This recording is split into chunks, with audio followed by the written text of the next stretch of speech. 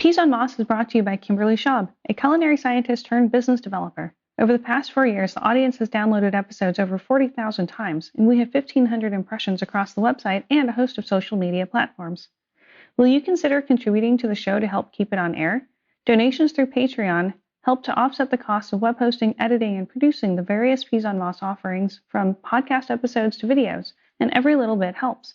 From corporate advertisement to sponsored content and private contributions. Reach out to me on peasonmoss.com for details.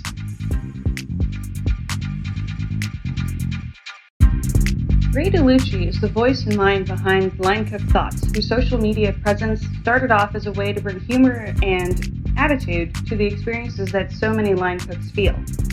His work transitioned quickly to represent the experience of line cooking, highlighting the thrill and demanding lifestyle and career that seems to be part of the whole restaurant life experience. A writer, a speaker, and a podcaster, Ray doesn't let youth or lack of decades on the line keep him from speaking up and pointing out the insidious culture that we accept as kitchen culture. From interviews with professionals across the industry to personal writing on various respected food media sites, Ray leverages his platform to bring awareness and social change to the painful recovery needed in this allegedly post-pandemic restaurant industry. We enjoyed a full conversation in the summer of 2020, but I'm excerpting this clip from the interview for this quick bite. I appreciated Ray's straightforward approach to how we can look differently about the work we do and the ways that we show up. Enjoy this segment. Like I said, being 22 years old and running a podcast on cooks, trying to change the narrative on some things, definitely feel imposter syndrome in the kitchen. I think for me, especially, it's hard for me to know my self-worth in terms of, maybe I should maybe I should be promoted. Or a big thing I think a lot of cooks need to be taught is how to ask for a raise, or how to, start out asking for a certain amount of salary when you start a job. And I know I struggle with all of that. And then you add that onto the fact that I am running this media platform that speaks to cooks, and it's like, who am I to be a voice? But I definitely deal with it. It's definitely tough, especially like if I put out an episode and it gets really, good feedback, or I write an article and it gets really good feedback, and I'm like, but they don't really know that I'm just like the beginning in my career, and I'm not really like a 40-year-old experienced chef. But at the end of the day, though, it's like, if you don't stay true to what you want, you're going to regret it anyway. And I feel like everyone's always going to have an issue with something you say. So it's like, it's definitely been hard to deal with imposter syndrome, but it's not been enough to make me stop yet, I guess. Well, and that's good. Because even if you were a 40-year-old chef with, say, like a couple of book deals and a couple of successful restaurants, that imposter syndrome voice is the same voice. It's louder. It might you might find that it picks on very specific things in your life, like the things that you did when you were 22, 23. So, if somewhat of our answer is haters gonna hate, even if it's an internal hate, it's like, all right, then I'm gonna give you something to talk about, right? Give you something to hate, because I'm gonna put myself out there. What's the worst thing that can happen if you don't put yourself out there, right? Like, your voice doesn't get heard, and you do really, literally do have thoughts that have really made me pull up and think, whoa, okay, hold on, what are we doing here? What are we saying here? And I think that's been good. I think it's been such a refreshing component in the media to hear Line Cook Thoughts, a guy who's on the line, who's in restaurant business right now. Because if you think about the rest of us that you mentioned who are doing podcasts, we're not on the line, honestly. So it's like, and before COVID, obviously, that looked a little different, but even that, I was still off the line. The thoughts that you shared still triggered a lot of thoughts and feelings for me. Yeah.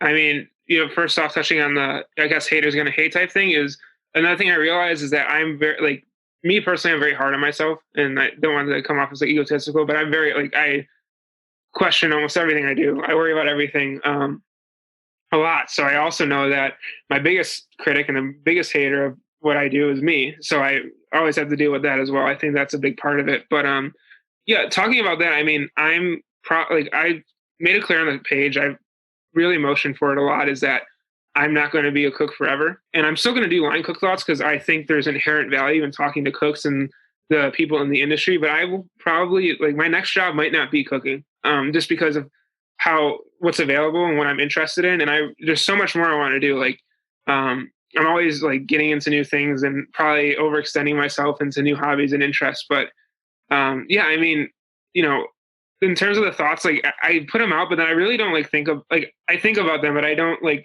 stay too long on one thought. And I'm okay with going back and if I said something and now that I see it differently, I'm okay with going back and like switching that. Um, I think a big part of it was in the beginning. I thought I had, like I said, instead of accepting cooks as um, like they might be in these situations, I really thought that we just have to make this aggressive change right now. And I realize it's going to take time. And through talking with listeners of the podcast and people who consume the media on the page, I realize that everyone's got different ways of viewing the kitchen and the world. And, it's really made me better at that type of just accepting that not everyone sees it your way and that's fine. And then you have to work with people in order to get to that common goal. Yeah, I think the things that we think are the most obvious, or that we could all agree on, are probably the places where we disagree the most. It's like, okay, well, how do you evaluate the measure the quality of a chef and their experience, or, um, what do you do when you're assessing? Oh, he or she is a good chef. What are we actually evaluating when we're looking at them? Are we looking at the number of restaurants they own, the number of people they've made cry in the walk-in? Like, what does that look like? Or is it how beautiful their Instagram page is? Yeah. Yeah. How I do you mean, go no, go ahead? ahead. No, you can go ahead and ask the question. It's your show. Well, how do you find yourself first evaluating other people or other voices in the industry? And do you find that those evaluations are accurate? Yeah. I mean, I think the biggest way to tell if someone is hitting a mark on something is by the amount of positive feedback they're getting or the amount of conversation they're generating. So I really stripped away kind of a judgment type look at everyone on the internet in terms of like pages. And I think that's why I'm able to have such a diverse platform of people come on the podcast. I look at everything as like I'm interested in learning more of what this person has to say. And there's been some cook pages or whatnot that I really disagree with, and I really don't ever want to be involved with because it's like not what I think the culture should be. But a lot of times, my evaluations of who people are based on the cooks and the actual people in the industry looking up to them and resonating with them. A big example of this is Chef Taffy Elrod on Twitter. She's someone who's been very transparent and very open with her story in terms of COVID and how it's impacted her. And for me, that's really interesting because a lot of people that we're not going to hear have, gone through that same situation. And her courage to share that and to share why it's so important to be open about this nightmare of a situation the restaurant industry is in has really garnered her a lot of attention, and I hope to see her create more content around it. But if I was just open to just cooks or just a certain type of chef who goes after stars or ratings or whatever, I would never be able to acknowledge her work because I wouldn't even be looking at it in the first place. So a big part of me is stripping away what I kind of not having any guided interest, kind of just opening up and looking at what's out there and seeing what, really makes me go, okay, cooks are responding well to that. That's probably something that a lot are feeling that I'm not aware of. So, Right now, there seems to be a lot of content. A lot of people are venting on social media. How do you also just not spiral down into the kind of some of the thoughts that get shared where you're just like, oh man, this really sucks, you know? yeah, I mean, it's tough. There's definitely like a lot of that affects me. And I think even right now more so, there's a lot of, cancel culture, a lot of hate, a lot of just like, if you disagree or tearing you down type attitude. And I can't ever really like I can't do that because I don't want to like ever judge people because I don't know their full situation. Obviously, there's things that if you do something severely wrong, I will not support you or listen to you. Um, but there's going to be a lot of people who go through this very emotional time, and they're probably going to say things that they don't mean, or they're going to act in ways that really are negative. And all people from all backgrounds, all races are going to have these moments where it's too much and we're going to do things that we probably are going to regret. And so also just hearing the stories, like talking to cooks and hearing that their restaurants are failing, their businesses are failing. So it's very tough and it's very hard, I guess, for me to read. And it's sad, but I have to read it because I want to be informed on what cooks are feeling.